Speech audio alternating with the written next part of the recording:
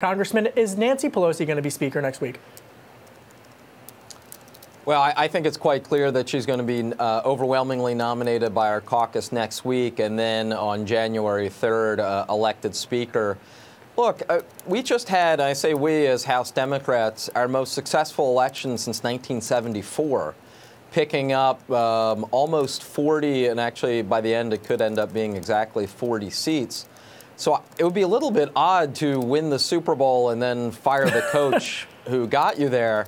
Well, as Eagles fans, we know a thing or two about winning the Super Bowl. But let me be blunt here. Why then is there this vocal faction that is coming out against her? I mean, what is the point of this? And is it really going to help Democrats if you need some Republicans either abstaining from voting or not showing up on the floor or jumping through some procedural hurdle in order to get her elected Speaker? Well, so you've kind of touched on my point. I would much rather be talking about infrastructure, much rather be talking about delivering on the promise we made in the campaign to make health care more affordable and protect the Affordable Care Act, and talk about the ways we can actually bolster our democracy and end this culture of corruption in Washington. So the longer that this discussion goes on about Speaker, it actually distracts from the substantive parts of our agenda, which were quite popular during the campaign. I would much rather get to those topics. Congressman, let me just ask you about President Trump's tweet over the weekend saying that he can get Nancy Pelosi as many votes as she wants in order for her to be Speaker of the House, that she deserves this victory, that she has earned it. And we know that he actually tagged one Congressman, Tom Reed, who's been open to supporting Nancy Pelosi. Do you expect Republicans to vote for Pelosi if this gets to that point? I think that Donald Trump is probably just enjoying the division that's happening right now on the Democratic side and probably stoking that a little bit. The reality is all of us in the House on the Democratic side of the aisle should send a big thank you bouquet of flowers to Donald Trump, because we probably wouldn't have had our best results since 1974 without his remarkable unpopularity and incompetence as president. So he should be a little bit careful about having too much fun about our Speaker race right now. I think we're going to resolve this. I think Nancy's going to be elected Speaker, and then I think we can get on with the work of the American people. President Trump also seems to be enjoying the leverage that he has over a potential shutdown of the government when it comes to trying to get his wall built. He's been touting a potential shutdown of the government this weekend as well. You're in the Budget Committee. Is this a real risk? Yeah, I'm glad that you raised this up, because the Speaker vote on the floor is January 3rd per the Constitution, but actually December 7th, almost a month beforehand, we have a critical deadline, and that's keeping the government up and operating and avoiding a shutdown. Remember, under Donald Trump's watch, even with the Republican House and Republican Senate, we've already had one government shutdown. I do fear we could have another. Donald Trump sees that this is his last chance to get funding for his precious border wall.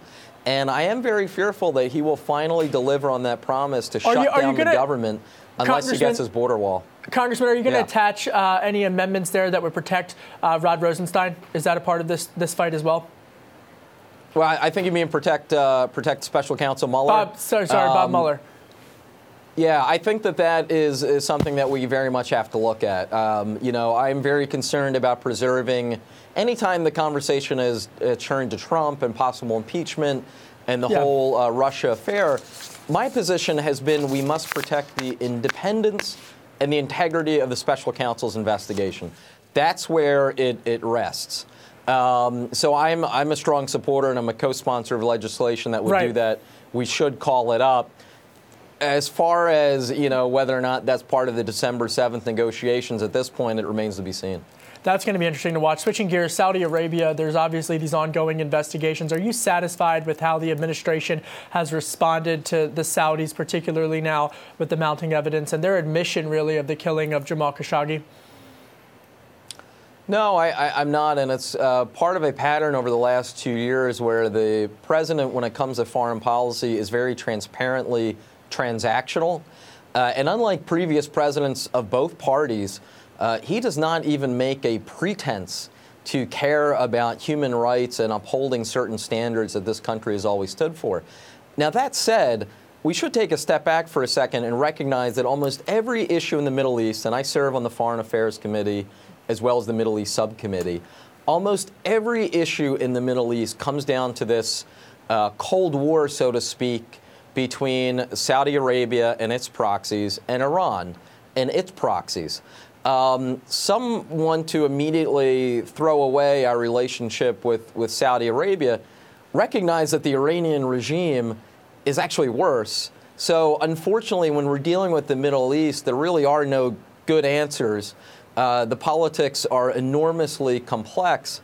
I'm deeply concerned with what happened in the Turkish, in the Saudi consulate in Turkey. I believe we need to get to the bottom of it. I think we need to be honest about this. But at the same time, we do have to make sure that we don't overcorrect and suddenly do something that would actually inadvertently benefit the Iranian regime, which frankly is even worse. So, Congressman, you mentioned human rights. So does a Democrat-run Foreign Affairs Committee in the House mean that you would elevate human rights discussions, say, in Myanmar, in the Philippines, from now on? Well, what I think it means is not so much an elevation of human rights as a restoration of human rights being part of our overall foreign affairs focus. Let's not forget that over the last 2 years, the term human rights was actually deleted from the mission statement of the State Department. That happened under the Trump administration.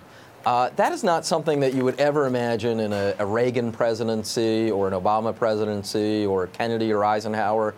So this, not to mention the fact that this president, when we're talking more broadly than the Middle East, and we're talking about a relationship with Russia, has signaled a real weakness when it comes to supporting our traditional allies in Europe. That alliance that has helped preserve the peace and has built the entire post-World War II global order that we built. So I think that actually we Democrats taking over the House Foreign Affairs Committee have a crucial role to play when it comes to foreign affairs, and I expect it to in many ways be a bulwark over the next couple of years of pushing back against the ways in which this administration is a real departure from the norms of American history.